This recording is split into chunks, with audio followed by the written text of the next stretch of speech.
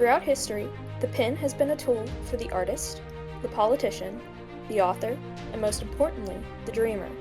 The ink within is the lifeblood of illustrations, the written word, and mathematical equations, allowing those who would understand a glimpse into worlds other than their own. What worlds will you create while playing with ink?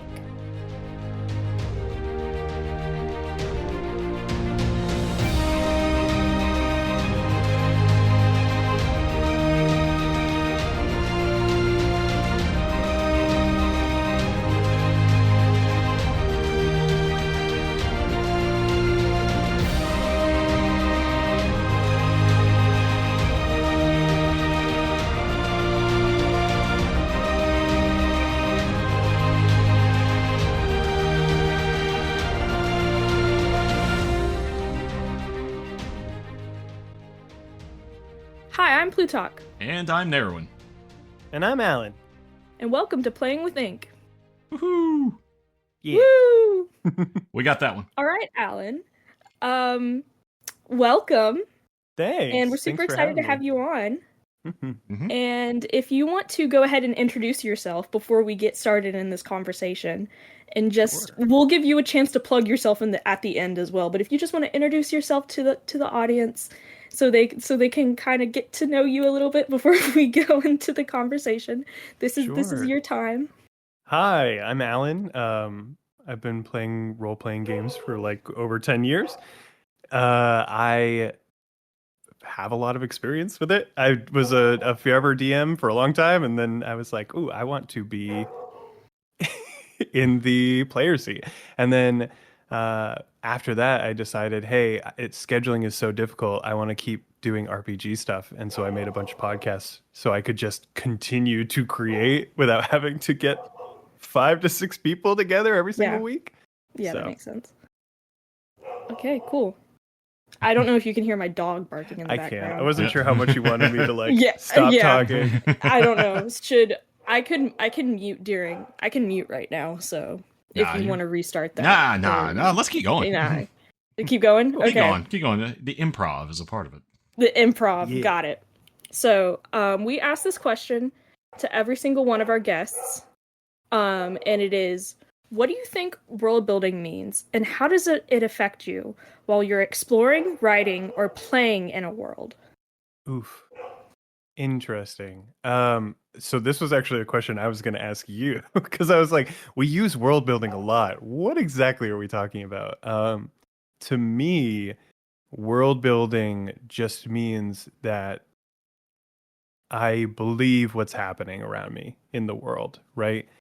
There doesn't need to be a written down answer to the question I have about the world, but there needs to, like, I guess, be the illusion of it in some way. Like, for me, world building is if I go into a potion shop and you describe the potion shop to me, I'm like, that makes sense. Like, with what I understand the world, like, that makes sense. It doesn't feel like you grabbed a Candyland board and attached it next to like your Risk board and we're like, this is all part of the world. And I'm like, this doesn't even match at all.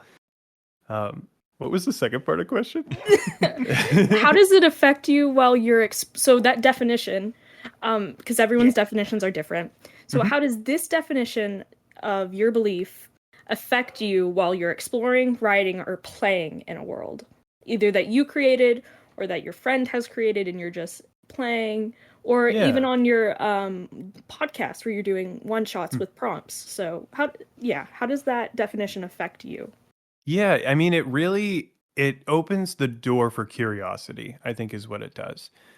Anytime I'm playing in a world, I am curious. And when a dungeon master or a world builder is explaining things and encourages that curiosity, that's when I feel like the world is real.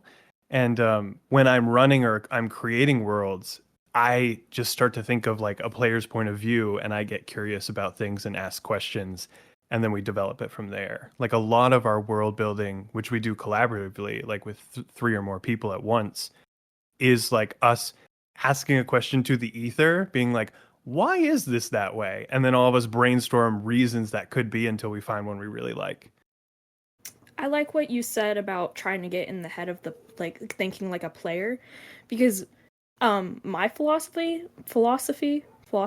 there we go, I said it right. You got it. But my philosophy is that in order to be a good GM, you need to be a good player, and in order to be a good player, you need to be a good GM. Like, not necessarily that you're good at what the GM does, but you understand it to an extent that you're able to communicate with the GM, and not like cause problems at the table per se. Like, you're able to communicate, you understand the flow of the game, and you understand the GM's point of view. So I like what you said about trying to think like a player, because of course it's like, what would the player find most interesting, and how will this affect the GM's story or this world they've created. So that's cool. Yeah. And I mean, to your point, like, if you're a player and you feel like the DM hasn't really incentivized your character to pursue the hook they've given you, you're not gonna just be a jerk about it. Do we swear on this? No, it's okay to say no. Like, I'm not a swearer, but I just want to know where my we haven't had a swear yet, so we don't know. It hasn't happened yet. But like, you're not going to be a jerk and be like, well, no, my character wouldn't do that, because like, you can clearly see where the DM is pointing you. And so a really good player, I feel like, to your point, would go, okay, I'm not going to be a jerk about this. Let me bend my character a little bit and kind of figure out a different way I could be motivated to do the same thing they want me to do. Yeah. And as a GM, you work with the player to bend. Like, there's communication there, obviously. Yeah. What's the most dangerous words? This is what my character would do. Oof. You know, I've been in games where people have said that, but it's like, so where it's like, this is what my character would do, and it's true, but why would you play a character like that? Yeah, why'd you make your character like that? So, it's like, come on, just you're just disrupting to disrupt. Like, yeah, those people, red flags. My first homebrew campaign, we had a player death caused by the other players.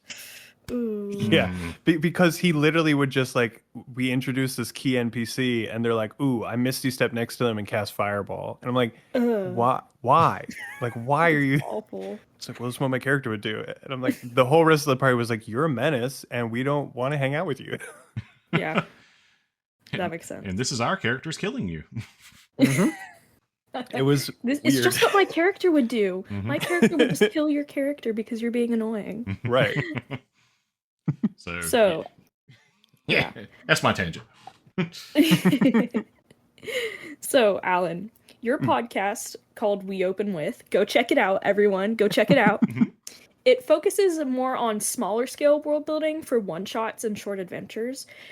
While it can be difficult to not overwhelm your players in a one-shot about a world, but it can also make the world fall flat if you're not careful. How do you keep a world feeling real and engaging during a short adventure or a one-shot? That's a great question. There's a few different things I do, or that we do, because honestly, I couldn't do it by myself. Yeah. But we, as a rule, we heavily avoid proper nouns.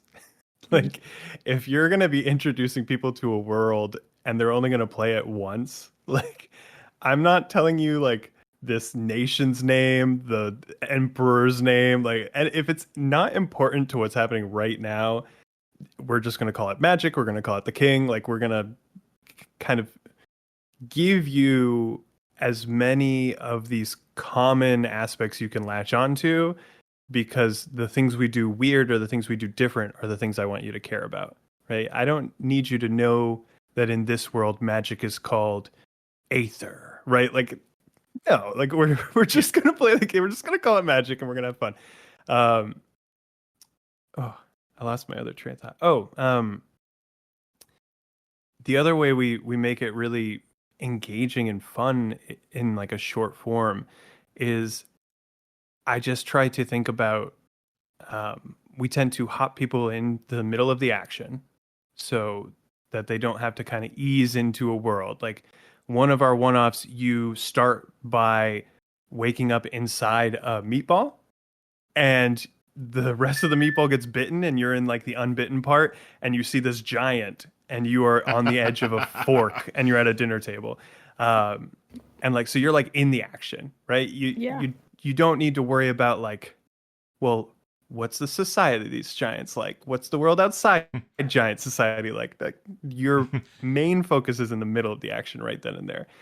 And then something we tend to do a lot is let the players know what kind of session they're about to play so that they can prep their characters to match the session. Like if I'm a player, I want my backstory to line up with what you've got going on.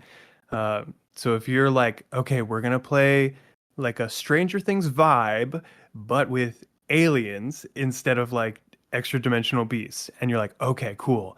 Now I'm going to make a true believer kid who's like, take me with you. And like, oh, I can't wait to see how that like plays into it. Right. So like, if you can let your players know like kind of the world they're going to be playing in, they want to find a character that fits in that world. Yeah, I agree 100%. So, I'm actually starting a new campaign. So, in a setting I had already written, but this was like a year ago when I wrote the setting, and I'm finally getting to play in it. And my players are like, I thought this is my first time doing something fully homebrew like this. So I thought my players, would just not care about the world, like they would want to fully focus on them. But they were really invested in how their player characters fit into the world. And that just pleasantly surprised me. Because I know as a player myself, that's what I would want to do. But like I guess I didn't expect other players to do that. I just expected like to have to like work to integrate my players into the world, but they just did the work for me. So even in a campaign setting, I feel like what you're saying is incredibly important, even not just in a one shot. But when I run one shots, I tend to run one shots around my around the characters. So I have them create the characters first, and then I make the one shot. That's an interesting way of doing it. Yeah. Right now, I'm challenged with building a one shot and introduce. I feel like I'm always in this situation. How would you handle this, Alan? So I have been elected to run a one shot for our neighborhood. So I got adult parents, same age as us, who want to play D&D. Yep. Have heard of D&D, all those things. So I got a table full of newbies who it's just, I got to build the characters. I've done this. It seems like I've done this whole thing like 5 different times, and each time it feels maybe a little bit better each time. So how would you handle that? Say, I think we're going to have like maybe 4 or 5, and I got to get this thing done within like 3 to 4 hours. I think your biggest thing is to curb your expectations. Like there's no way you're going to be able, or I'm speaking with definition, but I should be more lenient. Like in my experience, or to my opinion, I feel like there's no way you could give them a one-shot experience that you would with like an experienced group of players. Like an experienced group of players, you can like, we'll get through the interactions, then the combat, and we'll have a big a big climactic thing in the after scenes. Like with a group of first-time players, it's gonna like the stuff that we already know takes so long is going to take so much longer. And there's going to be a lot more. I mean, you almost like railroading to their benefit, you know, like if you drop 4 new players in a tavern, they're just going to stare at you. You kind of like have to be like, okay, your character is already in the middle of doing this. And they're like, you're explaining a situation to somebody or like basically put them in the middle of what their character's already doing. So they don't have to feel like they're breaking the ice and starting, they can just continue with what you've already said they're in the middle of doing. And question asking, I imagine. I mean, I imagine you're a pretty good DM, but like question asking of like he's good. He's good. I'm saying for it. He's good. He's good. All right, cool. You got the Plutarch sign of approval. Yeah. All right, cool. Yep. So he's cool. So yeah, it is basically that. Like I always find it. I love introducing people into our world of TTRPGs. Yeah. Especially people who want to open up their imagination and just be silly for a few hours and just like play dwarves, elves, goblins, orcs, whatever, however they want to see it. But one shot, it's just funny that since I'm building a one shot right now, maybe it's you I need to talk to. Maybe I need to go and listen to a few episodes. Hop on our podcast and listen to a few episodes that I actually have pulled up right here. So yeah. And just try to get some ideas going. I think I'm just going to start with Phandalin. I'm not going to build anything. Yeah. Just like throw them in Phandalin, send them after some goblins, and just have a good time. Yeah.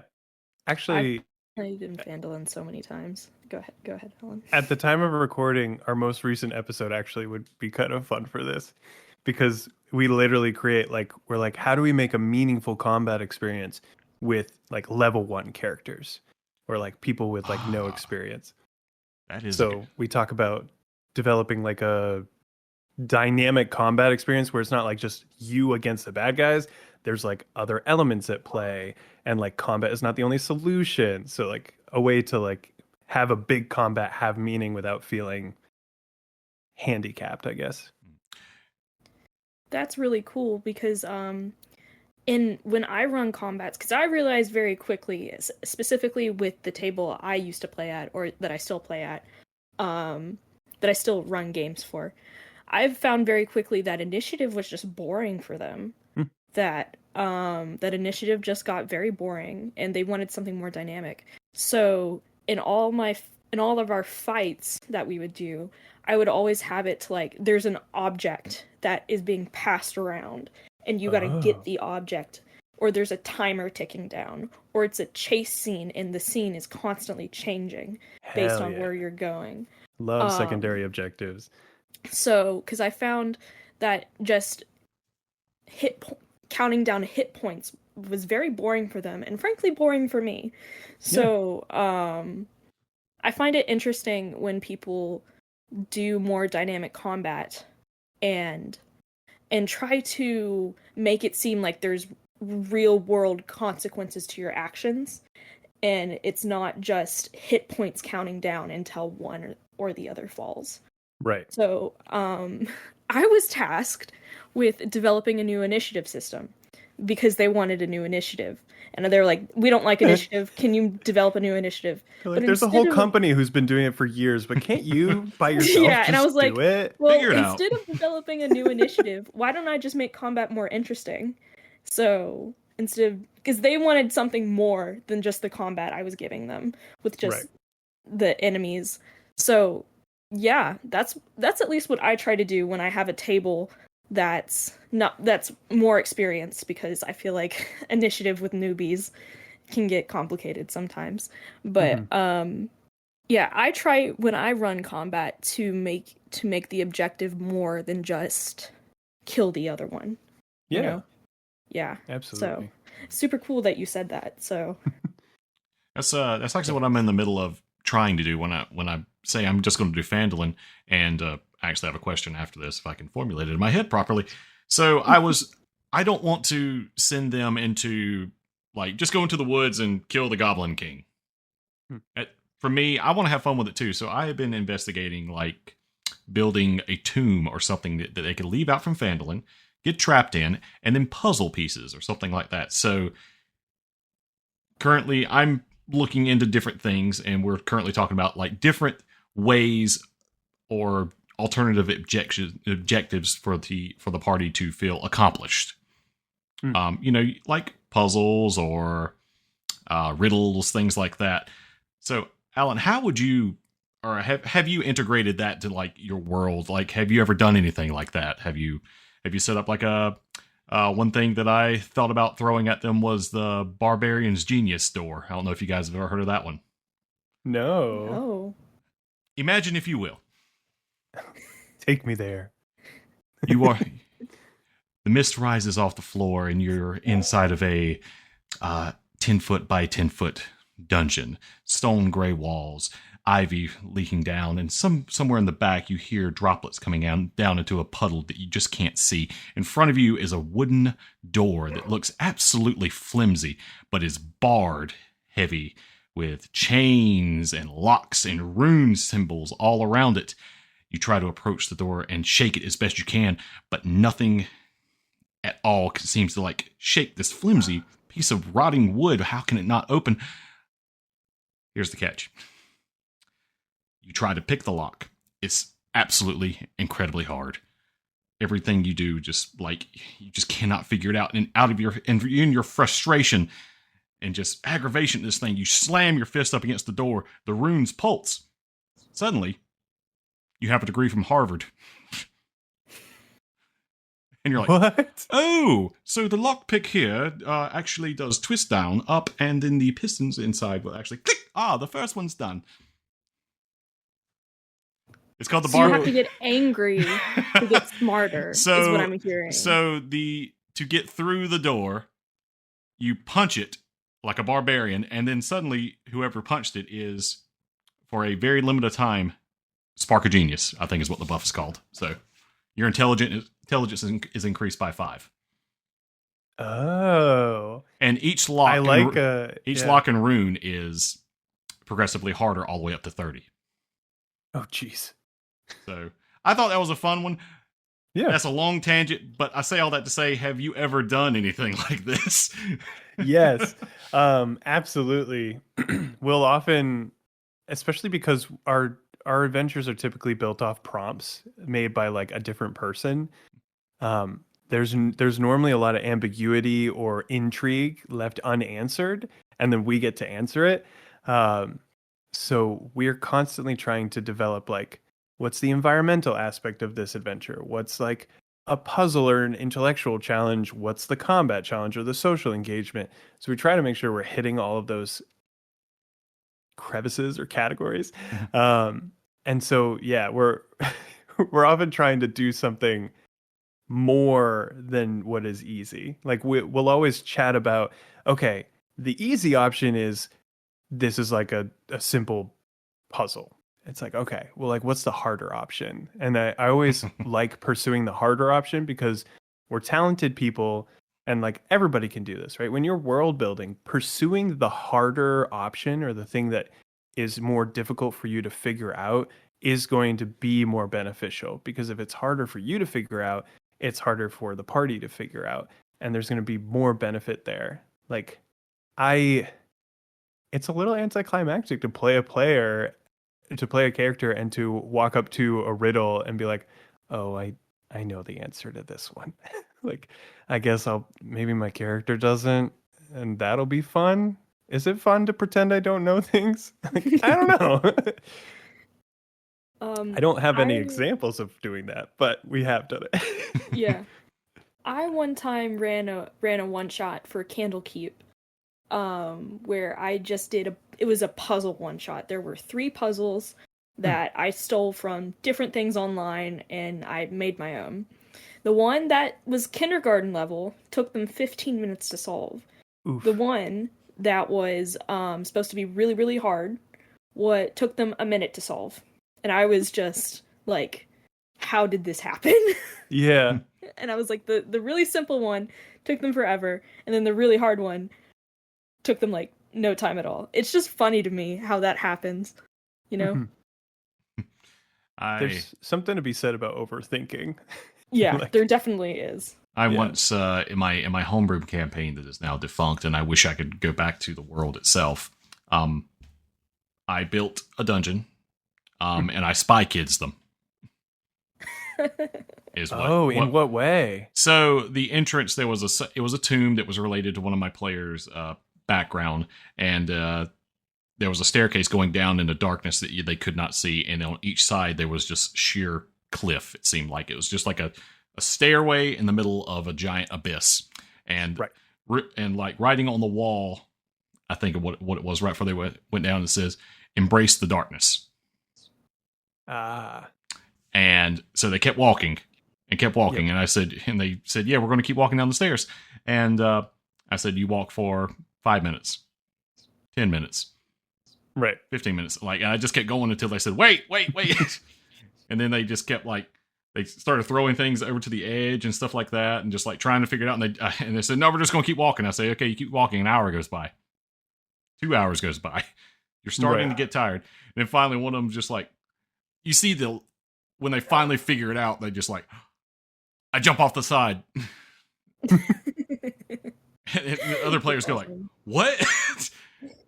And as he leaps off, I say, suddenly the abyss like shatters, and you jump down 5 feet and land, and you notice that it's only about 15 yards or so up to where the entrance is. Nice. Like the abyss just goes off, and you see the door in front of you. But you're talking like you see like when they finally figure out that thing, their face just lights up. And it's just like, and that fun. Is so satisfying. Yep. It's, as a player and as a DM, to know that you created something like that and to give the players that kind of an experience. It's so great. It's so satisfying. It is. It's so fun. And talking about that one shot that I did, it was so much fun to create those puzzles for my players, because not only was I satisfied with how it ended, even though it was very strange how they took 15 minutes to solve the kindergarten puzzle and 1 minute to solve the really hard puzzle. But they were so happy when they finally figured it out. And I was just like, okay, this is like one of the best sessions I've like ever run, because there was a goal and they got to complete that goal. And I feel like that's very important in just any TTRPGs, is that there needs to be not even just in general, there needs to be a goal, but like each player needs to have one goal that they need to, that their character wants to accomplish. So what I typically do for session zeros, this is kind of getting off topic, but I think it's interesting that what I typically do, I don't know if you do something similar, Alan, when it comes to one shots, because we were talking about how you want to incorporate your players into the one shot. Well, I typically ask my players, what's one thing your character wants to do at like a session zero? Ooh. So I don't know if you like, what's your opinion on that? Like, do you do that for like one shot? I'm for it. I am pro that. Yeah. No, yes, I love that. James, who's one of the co-hosts of our show, he iconically does things like that, right? Mm-hmm. If you're gonna be, one example I love to call him out for, because he's just so talented. If the one shot you've set up, you want your players to be desperately pursuing something, right? Or have taken up this job because they need the money. Instead of just saying like, you're a down on your luck person, like make a down on your luck person. He asks a question that's so evocative. He goes, "Why are you desperate?" And it's like, you just fill in the rest, right? Like we know the emotion and we focus on the emotion. The emotion is your character is desperate. Why? And then they build it out from there. Because then you're setting their motivation in an emotion and letting them do the work of figuring out how their character gets to that emotion, instead of being like, give me your character. And they give you this character and you're like, maybe what if like this happened and that's why you're here? And it's like, it's not, when you can give people like an emotion, that's such a consistent keystone, right? Because we all know what it feels like to feel desperate. But if I describe a situation to you, your emotions behind that situation might be different. So I love that. I love being like, what is something your character wants? Like, what is something you desire? Instead of being like, my mom's sick. And it's like, oh, well, you've heard the cure is here. And they're like, well, I don't like my mom. So it's like, when you focus on the emotion, you know you're going to get the motivation behind it. Yeah, that's really interesting. I never thought about it from an emotional standpoint. I specifically thought about it from, this gives me a goal to set up where they get the satisfaction from it. That is a challenge for them. But I like what you're saying about the emotion a part of it, because satisfaction is in fact an emotion. Who knew? That's what I've been So told. so yeah, so I like the idea of focusing on just one emotion your character feels to create the entire story, because it's like focusing on an aesthetic and then just building the character off that aesthetic, but instead the aesthetic is a feeling. Yeah. So I like that. I want to encourage my players to focus on an emotion their character feels instead of maybe just a goal that they have. What is your emotion to trying to get to that goal? I like that a lot. Yeah. So, Alan, another question for you. Good talk. When you are given a prompt, where and how do you start to turn it into a story that the players can enjoy? Honestly, I just follow whatever I think sounds fun. You know? Like if I get hyped about something, that's just what I focus on. Yeah. And like I'm not running the game to tell my story. I'm running the game because the situation sounds really interesting and I'm stoked to see like what the players do with it.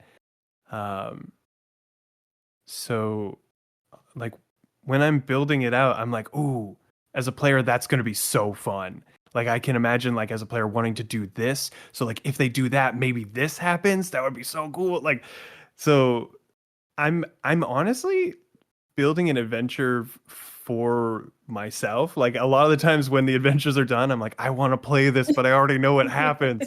So that's how I try to do it. Yeah. I mean, you got to consider the fact that the GM is a player as well. So if the Mhm. GM is not having fun at all, then if the GM is not invested, you don't have a game. Right. Like, period. Mhm. So yeah, I guess that is an answer I did not think about, that you just build for you almost, but not for I you at know. the same time. It's like Well, giving a kid Play-Doh, yeah. trying to see what they'll mold with what you've given them. Yeah, that's It's cool. we do say this a lot, and it's basically a motto of our show is know your players. Yeah. Because like you know who you're playing with, and if you're gonna run a game that's puzzle heavy, but you know you're playing with a bunch of min maxers who like to find synergy in combat, like they aren't gonna want to engage with your puzzle.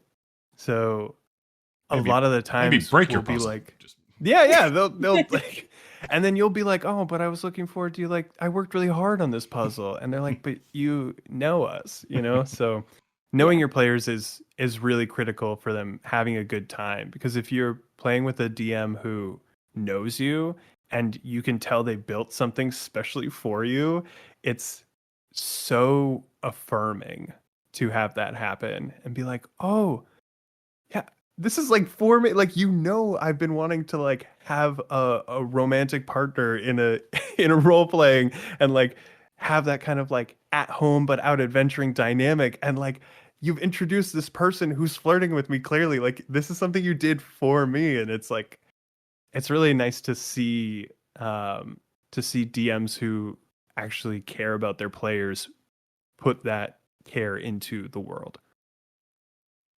oh, for sure. Yeah, it's almost like I don't remember who said this or if I saw it online somewhere, but it's like a GM's job this isn't necessarily fully a GM's job, but it's like a GM's job is to write a love letter to their friends. So, Oh, I like that. That's so it's sweet. like, um, well, it's I don't know if they use the word job, but that's the word I'm using right now. Right. But it's like the GM has the chance to write that's a better word for it, has the chance to write a love letter to the people they're playing with. And I think literally one of the best examples of this is Critical Role. Like most people in the TTRPG world know Critical Role. But there's this one instance where I think it's in campaign 2 where Matthew Mercer says something to Liam, who is playing a wizard, and takes what Liam created in the backstory and just hands it to him on his. I don't remember the specific instance, but I think it had something to do with like the specific mineral that Liam's character was traumatized by, but it was very clearly a like, this is for you. This is very much for you, and I want you to enjoy this. And when and what's even more interesting about that is when players do it for each other. Like when players create backstories to support other players. So, yeah, that I find interesting as well. It's not just the GM's. The GM has a chance to write a love letter, but the players can really embrace the love letter and pass it on to the next player.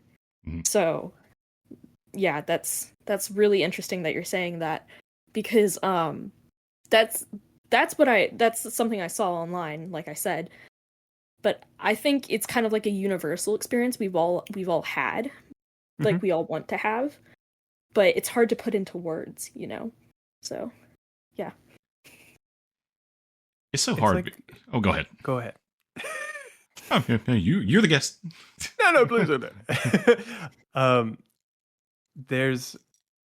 It's like I know it's a little bit woo-woo, but I'm getting a lot into like expressing love. And there is a lot of expressing love in this game, where if you have a player who their character, before they go to rest, they describe, they start like running their fingers over their amulet, like almost religiously, like just this constant pattern.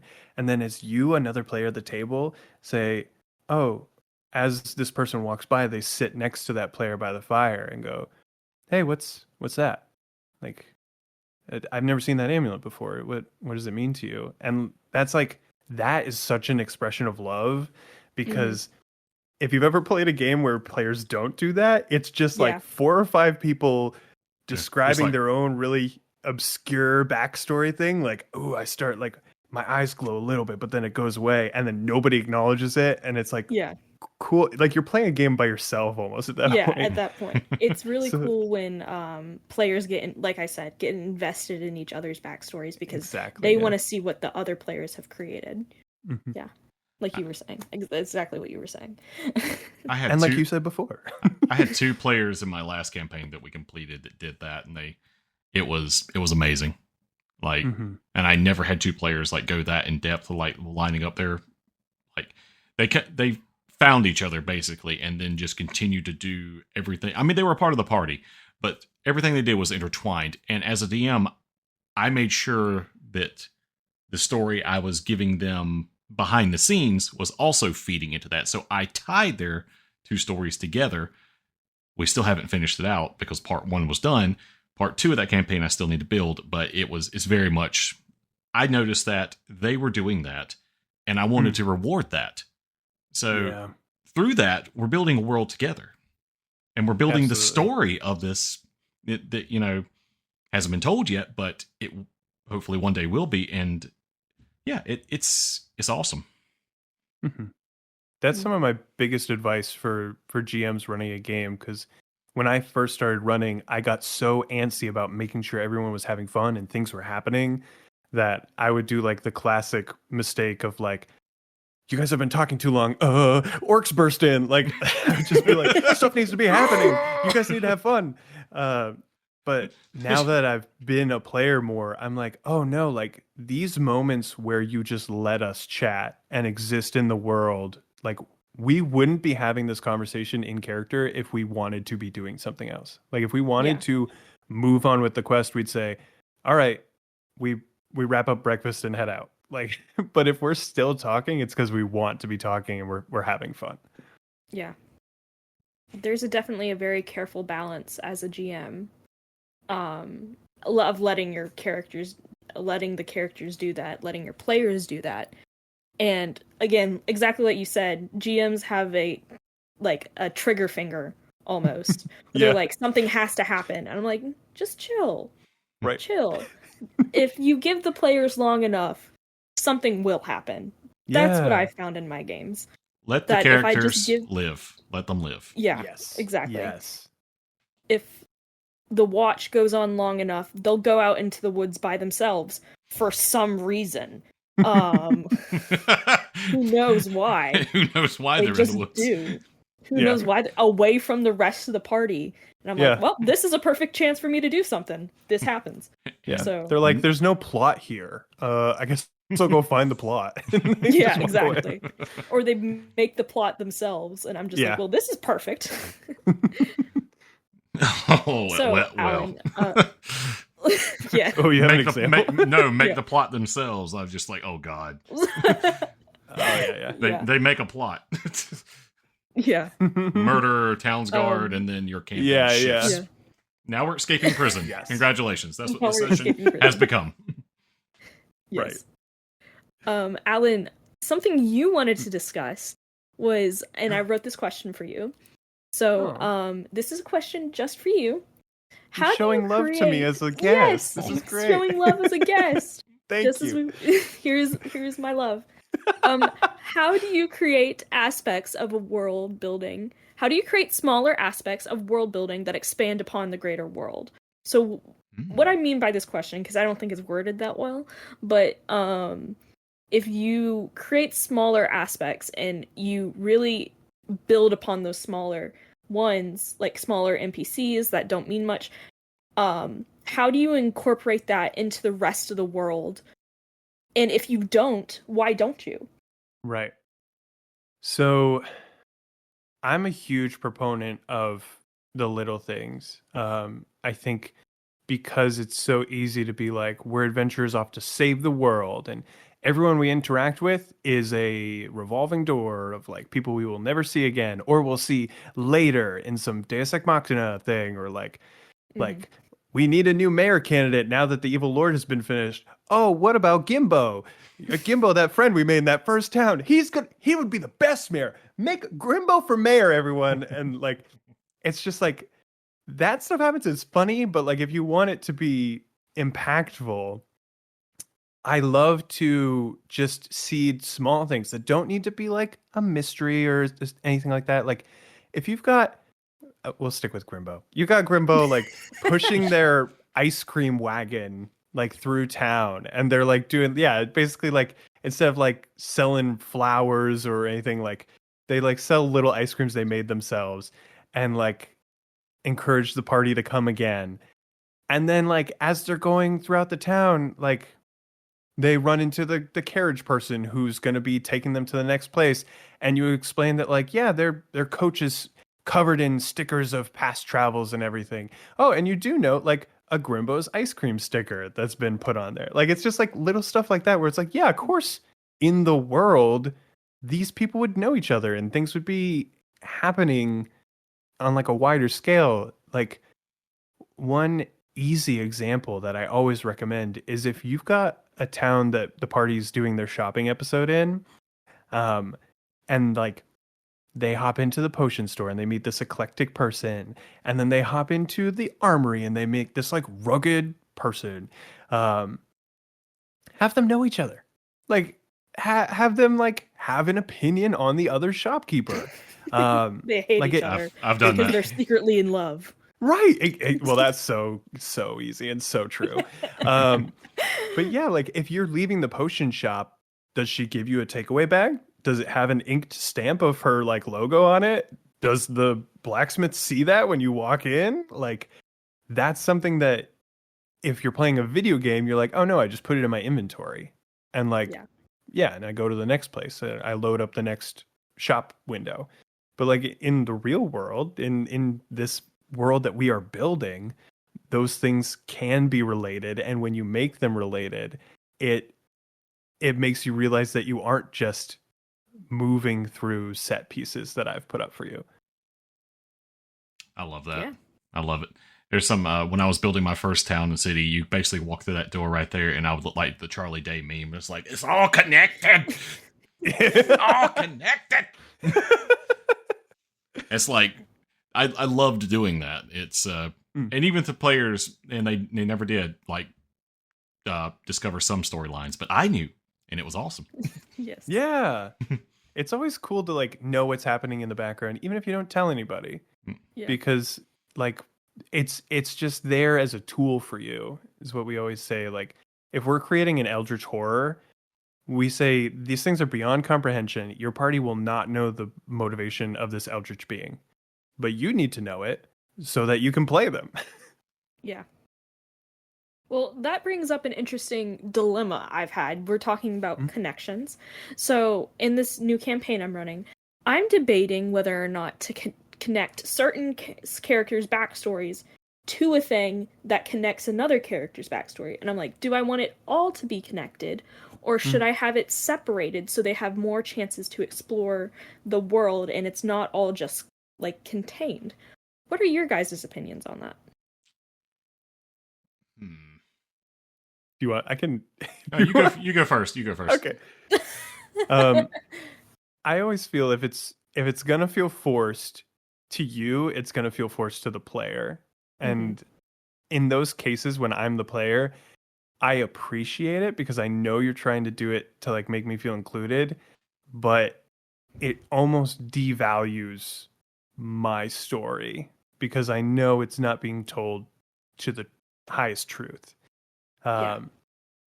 I think there's more ways than you would expect to tie backstories together, right? Like, maybe the person who killed my family isn't the same person who stole your sister, but maybe they've dealt together. Like, maybe like they know each other or have worked together to do this other thing. And so you would be able to find information on one by defeating the other. So like there's more tangential ways so they're not to like tightly connect connected. Like think of it like, I guess think of it like a graph almost, where it's like not necessarily, or like a spider web. It's like at the outer edges where it's looser almost. Yeah. And not really tight in the center. So I guess that's kind of what you're saying. I'm a very visual person, so no, I get it. That's what I'm imagining.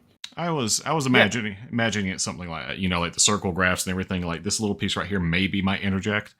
Because in some way, especially when you want to tackle the BBEG or the goal that the party is working towards, there is something that they are working towards. So, or you want to make it that they all have to be interested in this one thing in some way. So, in a small way, maybe for some of them or one of them especially, it's big, and so it does mean something to them as a whole, or it has to.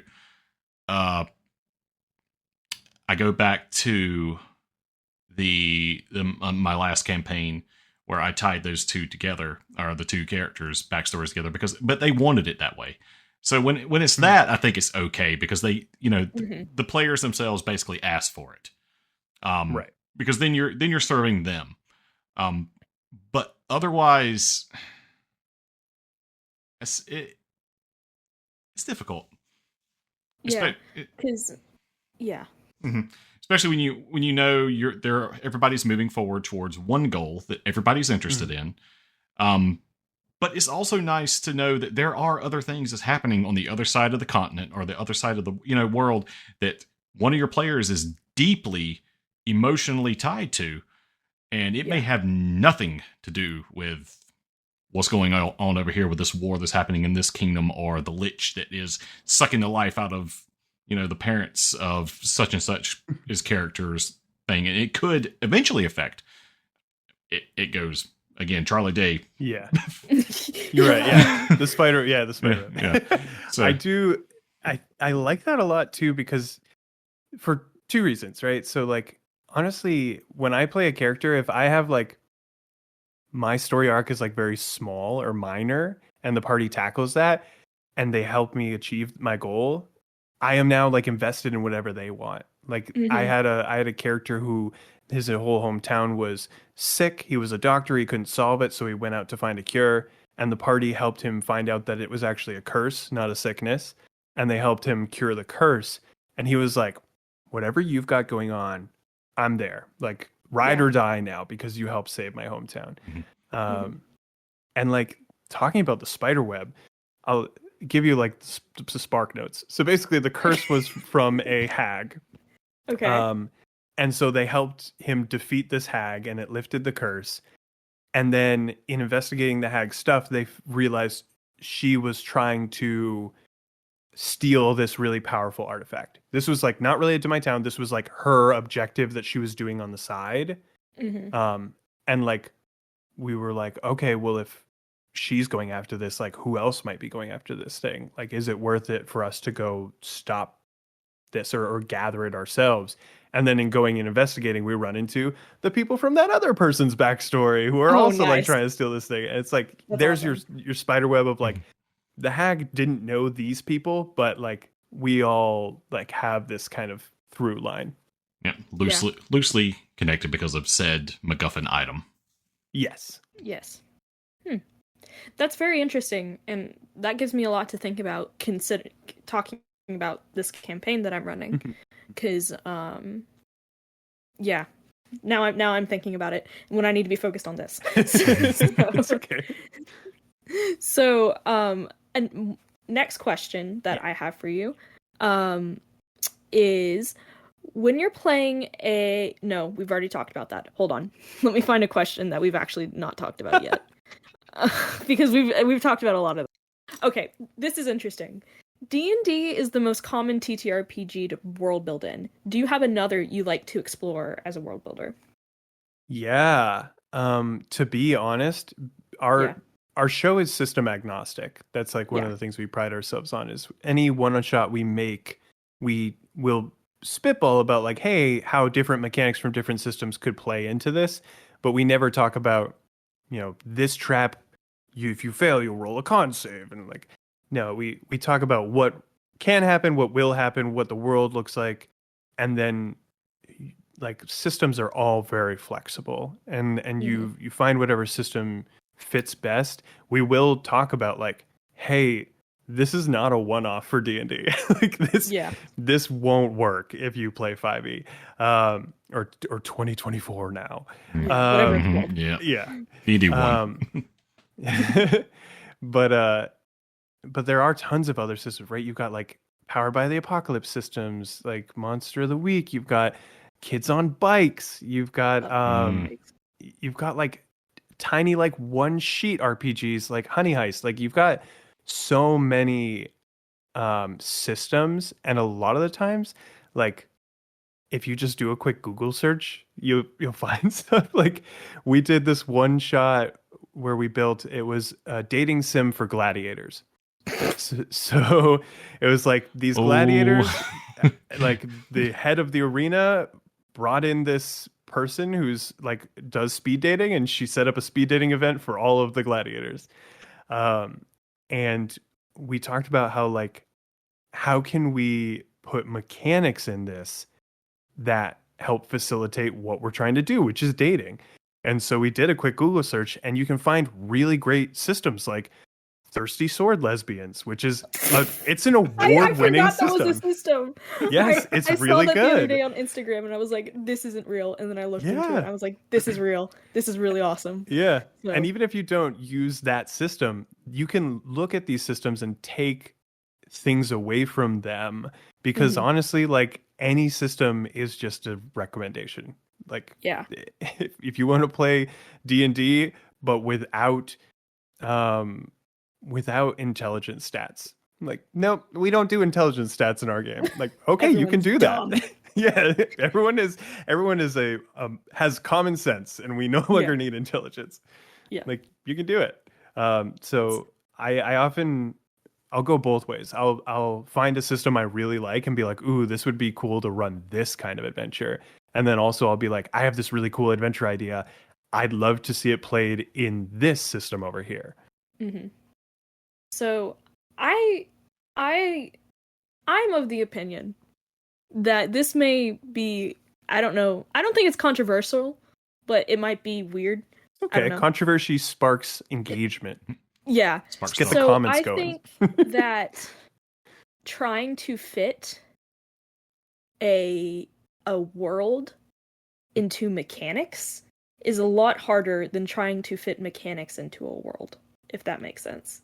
If you build a world, off of the mechanics of the game, you're going to have a much more engaging game to begin with, rather than you're trying to shove the mechanics or the world, vice versa, into one another and they're kind of conflicting. Yeah. So that's I'm of that opinion, but I've had to talk with people where it's like, well, why don't you just use this one system? And I'm like, well, it doesn't work because of this and this and this. And some people, I don't know, they don't get it, but that's I'm of that opinion where it's like if you don't want to play D&D, you don't have to, you know. Oh yeah. So there are plenty of other things out there for you. Like Daggerheart just came out and things are coming out all the time. I've been hearing so much about Daggerheart and I haven't looked at it yet. Ooh, do you have? Ooh, she's got the book. Oh, I need to get it. It's so pretty. Anyway, but yeah, I think it's interesting that you're saying that because that's I'm of that opinion that if you want to create a world, you start with the mechanics of that world first, like how the dice work and the stuff, because the story will run a lot more smooth if the mechanics in the story go hand in hand. Yeah. Mm-hmm. Like if you're playing Monster of the Week and one of your characters like playbooks allows you to have access to this library, but then you're playing it on like a deserted island. Exactly. It's like, why? Yeah, I can't do my stuff. Why did you do this? Yeah. That's kind of what I'm getting at then, is as long when you're thinking of a world or a one shot, do you guys specifically start with the mechanics or do you start with the story? And if you start with the story, how do you incorporate the mechanics? And if you start with the mechanics, how do you incorporate the story? That's what I'm trying to get at here. Got it. That's what I'm trying to get at. Then I guess I would say we always start with the story, just because that's the nature of our show. We have had situations where we have then brought it to a system, and I think it works pretty well because we encourage a lot of flexibility and variance. Even you'll hear it even when we're brainstorming, we'll be like, okay, if you're running D&D, maybe you have this kind of situation happen, but if you're using something other system, maybe this is an opportunity for like this other thing to happen.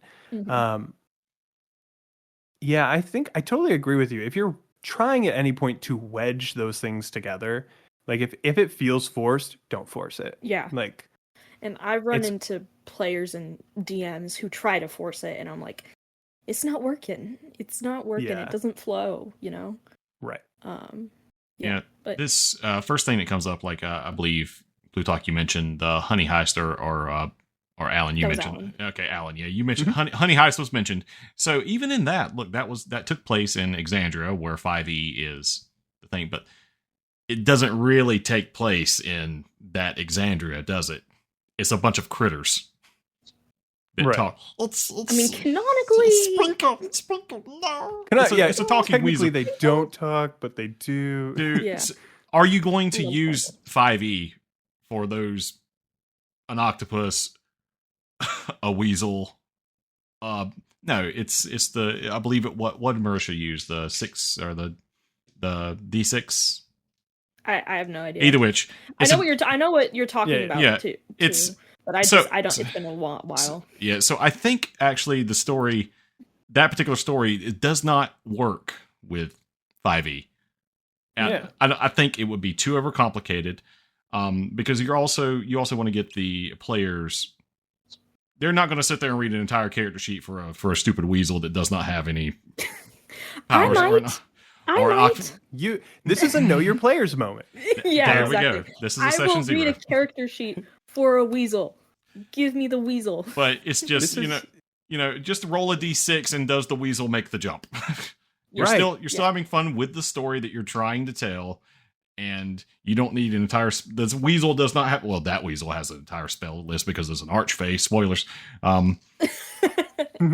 But either which, so yeah, I think I would go that route. I would know which system I would run while building a world, because I think it kind of has to go hand in hand. I never thought about it before, so that's good question, actually. It is a good question. Yeah. Well, I was thinking about it the other day because I've had friends that are debating switching from D&D to Daggerheart. And so the world I'm building right now is Daggerheart because they want to switch. And so I was originally going to build it in D&D, but when I started reading Daggerheart, I was like, I think I like the mechanics of Daggerheart better for world building purposes. Okay. While D&D mechanics are very mechanic based, if that makes any sense. So that's just my opinion, though. I'm sure people out there have different opinions about how things work, but that's just my thing. All right, one last question, unless you have something to say. I haven't read Daggerheart yet, so I need to. Okay. Does anyone have anything to say before I go to my last question? I just wanted to point out like how great that point was you made where where like if it's what your players want to do, right? Mm-hmm.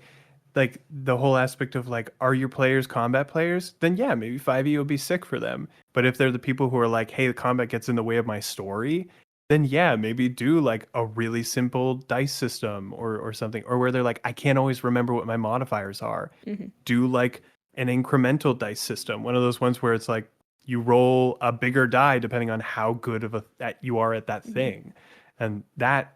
We've switched systems sometimes, and those players who struggle with the more dense mechanics are like, oh, finally I can play and enjoy it because the system isn't getting in the way of my game. Mm-hmm.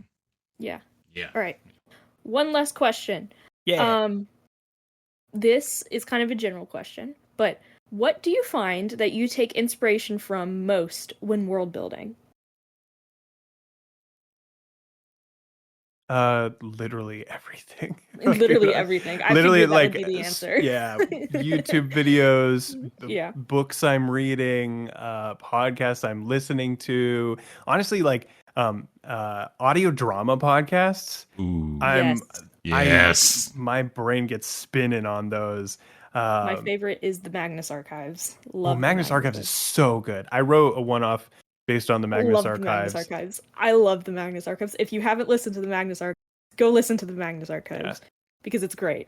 I'm so happy they made an RPG out of that because I was like, I haven't played it yet. I haven't played it either, but the world makes so much sense. Yeah, it would be so much fun to play in the Magnus Archives. Anyway, yeah, audio dramas are really, really good. Yeah, literally just like consume and steal. Consume. And like if you're not getting paid to play the game, just steal. Like whatever you're enjoying, just steal and bring it to your friends. Yeah. And it's like that love letter thing. This is what I enjoy. Will you enjoy it as well? And if they enjoy it, it's like we're enjoying something we both enjoy that I brought to the table. Oh wow. The sword reforged. Chandler has a giant sword. It's the Lord of the Rings one, right? We went almost the Lord of the Rings one. We almost went a full episode without saying Lord of the Rings. Yeah, almost. Tell me what the Lord of the Rings sword is. Is it Sting? Maybe? No, is it? No, it's not Sting. That's why I just think it's so funny to be like, oh yeah, that one sword from Lord of the Rings. Oh yeah. Oh, when people ask, is that the Lord of the Rings sword? The Lord of the Rings sword? Yes, but is that Gandalf's or is that the King's Blade, the sword reforged? This is Anduril, Flame of the West. Oh, okay. But Glamdring is right Gandalf's, there, right? though. And he also has Glamdring. So. And Hayden is right there, and Legolas's fighting knives are right there. And, and okay. Inspiration. We talk about Lord of the Rings a lot. The reason why I got this down, inspiration. So. Yeah, absolutely. Like I find like fun art, and I'm gonna be like, ooh, this art sparks something. Like I'm gonna just write something. Yeah. There was one time I went on vacation. We stayed in this tiny house. And I just wrote one-off adventures. I would just be sitting and staring at the wall, and I would just have an idea of like cyberspace. Okay, yeah, let's write a one-off inside cyberspace. What would that look like? What would frogs fighting the factory that's polluting the river? Like, let's write that one. Like, just like whatever sounds fun. You don't have to be able to flesh it all out because literally all you need to get started is writing a prompt. Like write some inciting action, some descriptions, and like that whatever you've just written, as long as it continues to inspire you, you can use that as your touchstone to build whatever else you're going to build. I have a Yeah, question. that's so awesome. That's so awesome. I got And you've just put it all so perfectly. Sorry, I got a question. Yeah. Oh, Alan. Go ahead. Do you do improv? No. Why? Because the whole setup of your show and everything, and just like everything you've been describing, is like you were presented a prompt, and then Oh, true. so it seems a lot like improv. So there are a lot of improv skills I've learned through osmosis because I was a summer camp counselor. Yeah. That kind of comes We with the territory. We had this conversation with Mordred last episode about Oh, really? He was curious if we were theater kids. Yes, he And did ask that, didn't he? I was like, and he was like, well, I've found that most TTRPG people are theater kids, and so I was a theater kid, yeah. boom. Okay. Yeah. So we're the outliers then. We're not theater kids. I wish It just again. makes sense, right? Like we like fantasy worlds. I know. We wish we were, Yeah, and then I wasn't a theater kid. I went into a whole ramble about how my traumatic, like during me Yeah. going through a high He school. was like, like, I was suppressed. repressed. Oh yeah. oh, I did. I say I'm a theater kid. I was a theater kid in college. In Got it. in That high counts. school, I was That a listen to my sad songs, flip my hair, and hope that some girl notices how brooding I am. And like that never happens. Like if you're sitting there being like, oh, maybe if I'm moody enough, someone will care. It's like, no, you have to go talk to people. And I didn't learn that till later in life. Let me turn up My Chemical Romance real quick. Ah, there we go. Yeah. Helena, speak to me. Gets me. I made you this Microsoft movie slideshow of like pictures of us together. And I made you a CD. Here you go.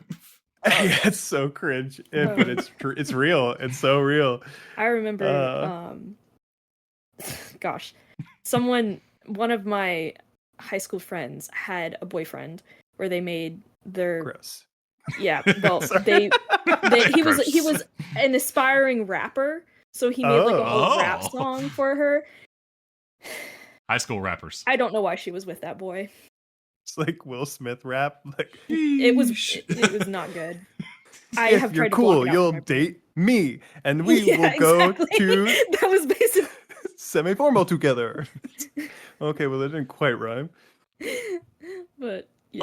Oh, I'm having flashbacks. I had a similar. See, we were in radio, television, and broadcasting in high school at the Career Center, and one of our. So my background is actually audio production and things like that. So, which Cool. I do not use that degree anymore. I sell auto parts for a living. Anyway, so I feel like none of us do.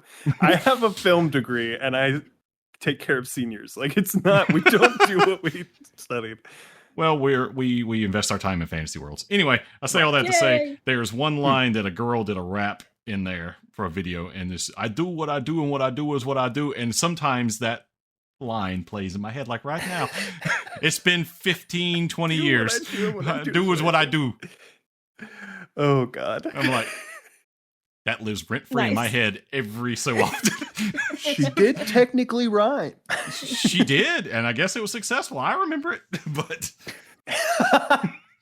Sounds like a Geico commercial or something. Yeah. I feel like you say like harkening back to the improv. I mean, D&D is improv. Like role playing is improv. And I think the biggest factor of improv is like a safe space. So like like your people who are like really good at improv can just get up in front of a bunch of strangers and do it. But you don't need to be that level of good to get up in front of your friends and do it. As long as there's a safe space, really anybody can do improv in that space. Yeah, I agree. People do stupid stuff when they're with people they feel safest with. Yeah. That's a lot they too. do the goofiest things. Yeah, and that's actually going back to I'm going to have a problem with the new players because they want to play D&D. They see people having fun with it, but the new players, especially if they're not a theater kid or they're not used to speaking in front of people, they're going to you feel vulnerable in front of a new crowd. Yeah. Just opening up and acting silly or giving into this character, a different persona, because it's deep down. I think sometimes we project we project some characters 100%. from in ourselves. So, and that's opening up it's like opening up yourself and like exposing to everyone around you that this crazy murder hobo goblin thing exists inside of me. And I am showing you all now. It's the little devil on my shoulder. So that's always difficult to do with new players, and I'm going to have time with. Something I just realized is like the bigger the person who's setting up the space, like the more you get into your characters, and like as the DM, the bigger you get with your acting, you are creating space for them to then try to get a little bit bigger. So that's a great way of like really breaking the ice with yourself by going over the top, so that they know they can go like a little bit into it, and they still won't be as exaggerated as you just were. In our other show, Quick, I Need a Game, we've started to do. Listen to it. It's good. We started to do an icebreaker at the beginning for that very reason, because it is really tough to hop into a space with people you don't know and be like, let's create together. And so we would start doing trailers. So we would take whatever theme they had just given us, and I would write like basically a movie trailer.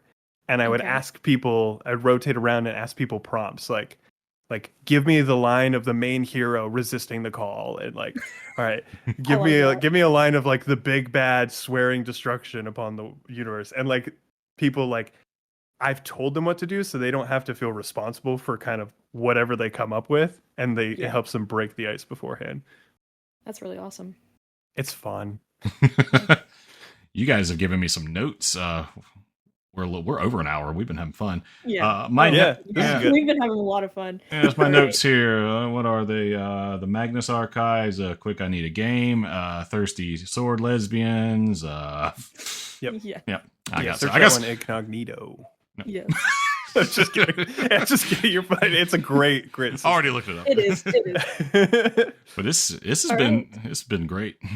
Yeah, this has been so much fun. Thank you so much for having for being on our show. Yeah, thanks for being on my show, guys. I really appreciate you guys finding the time. Thanks so much for having us. And I was like, wait a second, this is my show. Wait a minute. I got the record button. Wait a minute. Yeah. This is your chance to plug yourself. Where can people find you? I can be found on Instagram at We Open With, on our two shows, We Open With and Quick, I Need a Game. We Open With, we take adventure prompts and then develop them into one-shot adventures. And in Quick, I Need a Game, it is a game show where we use randomized questions within a theme to develop an item, an NPC, a location, and a creature. And we do that on a time limit. So it's a really fun, like, creative exercise with whoever we have on. That's so awesome. Nice. All right. That's it for us, I guess. Until next time. Yeah. So I've been Plutarch. I'm Nerwin. And I've been Alan. And Yay! This is Playing with Ink. Thank you so much for listening. Woo! Bye, guys. See you guys. Bye.